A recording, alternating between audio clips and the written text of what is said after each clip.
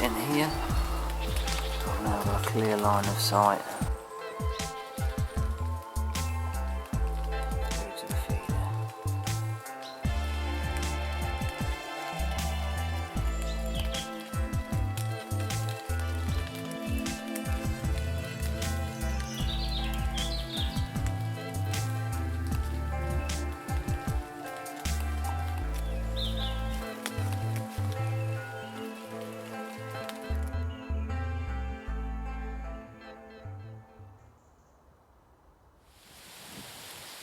Right, so I've set up in this location. I pre-selected it a few weeks ago when I first put the squirrel feeder over there, probably 18-20 yards straight in front of me here, and I cleared a pathway through to it because there was some relatively, at the time, thick undergrowth.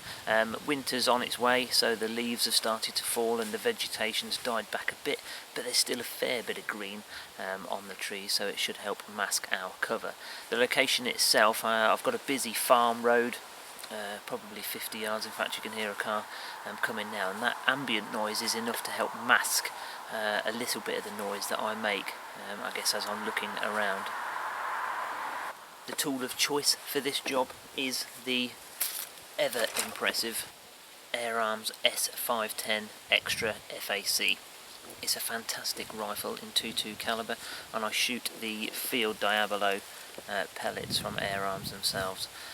Been out and zeroed the rifle this week at preset distances, both 30, 40 and 50 yards, and actually went out to, believe it or not, 70 odd yards, and that was hitting bang on at the third mil dot down. And that's another great thing about having a mil dot reticle on a scope like this. You can pre-select your distances, and if you do a bit of practice and mark them down on a little notepad like I've done, you know exactly where you're hitting. What I have done is taken a couple of shots. There's an old bird box just underneath my feeder there, and I took a couple of shots at that to see exactly where it was hitting. And at this distance, the 20-yard marker, I actually need to put a little bit of hold under, so I'm actually going just above central crosshair, but underneath the first dot up, and that will give me a spot-on accurate headshot at that distance.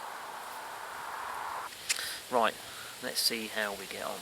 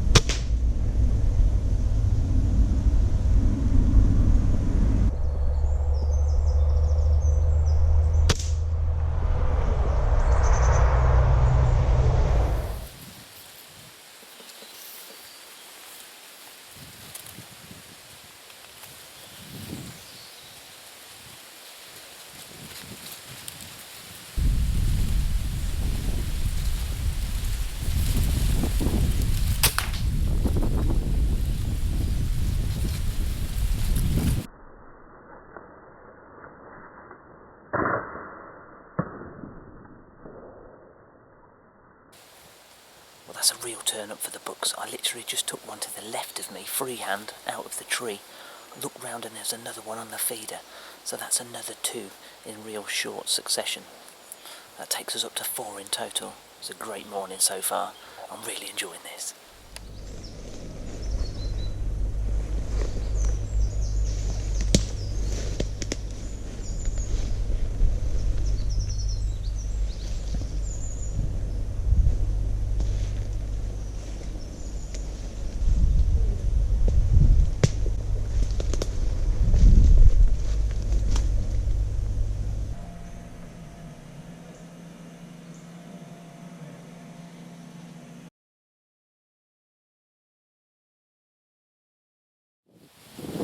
it's now 12 o'clock, it's dinner time. I've had a fantastic morning here in the woods and much better than expected. I've actually had 5, believe it or not. I had 2 just in the bushes behind me, as well as 3 over by the feeder area. So 5 in total is, for me, a good morning's work. I'm going to now go over there, pick up the squirrels, because tonight we're going out rabbit shooting.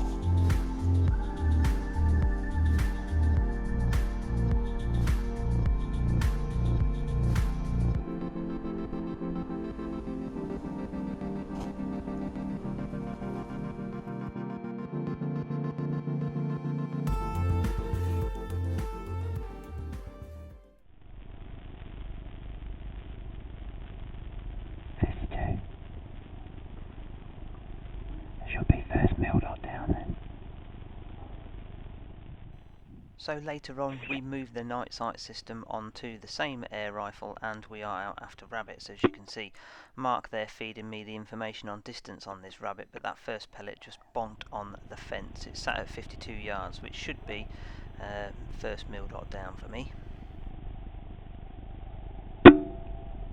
Oh, what a shot. Fucking nailed him. It was bang on first meal dot down as well. So it's fully dark now, so I'm having to flick over to the infrared on my new camcorder. But what I love about using the NiteSite system is it goes straight on my daytime rig. So earlier in the daytime I was out shooting squirrels with this setup, and we're now on the rabbits using the same gun without having to alter zero, and it's pretty spot on. And yes, before anyone says the gun is unloaded. Now Mark, taking his rangefinder with him, took a trip over to the other side of the paddock to try and stalk into these rabbits here, which left me to do a little bit of guesswork, as you will see in a second.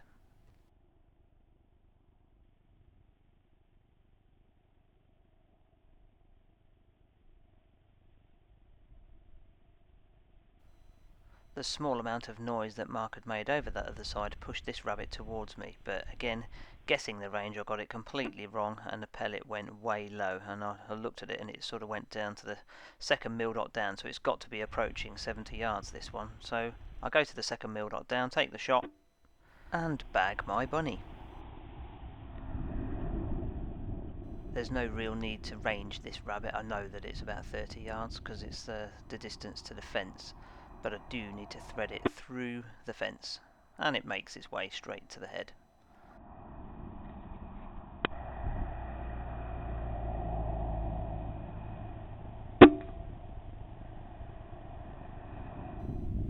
Away from the shelter of the conifers, there's a lot of wind out the back here, so not only do we have to contend with distance now and hold over, we actually have to contend with a fairly strong left to right wind, which is not good when you're air rifling, but I've managed to give it just enough for the pellet to find its mark with this second shot.